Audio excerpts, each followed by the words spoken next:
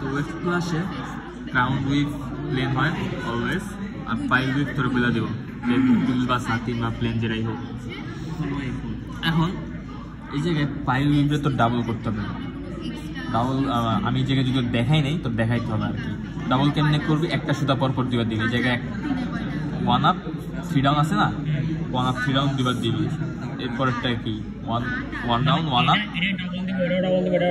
আর এরপরেরটা কি মানে এরাও ডাবল এরাও ডাবল এরাও ডাবল, এরকম এটা ডাবল হবে।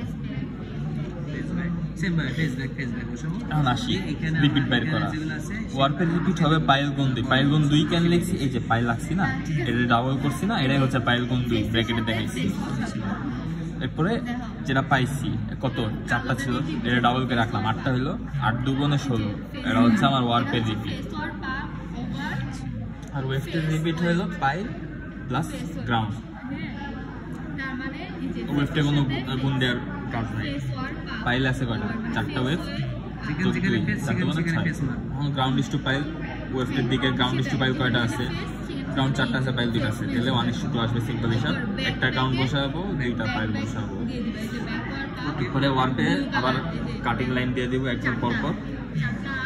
কাটিং লাইনে কখনো পাইল বসে না, তো এরকম গ্রাউন্ড ওয়েভে বসাইলাম 1 আপ 1 ডাউন 1 আপ 1 ডাউন। এরপরে গ্রাউন্ড কিন্তু সেম, এই জায়গায় আপ ছিল, এই জায়গায় ডাউন 1 আপ 1 ডাউন, গ্রাউন্ড দিলাম ফার্স্টে শেষ। এরপরে পাইলে পরপর 2টা সেম না, এটা দিলাম, এই জায়গায় সেম দিলাম। এরপরে ট্যাগ হওয়ার উপরে এটা দিলাম, এটাও সেম দিলাম। এরপরে এটা দিলাম, এটা দিলাম, সেম দিলাম। আমি কিন্তু কাটিং লাইনে বসাইতেছি না, এভাবে আর কি কাটিং লাইন বাদ দিয়ে আমরা এইভাবে বসাইছি। এরপরে 3-তে কি আছে 4-এ কি আছে এইভাবে আর কি বসাই দিচ্ছি, শেষ। ওয়েভ ক্লাসটা কম্পারেটিভলি একটু ইজি। এরপরে হচ্ছে কর্ডের ডেরিভেটিভ।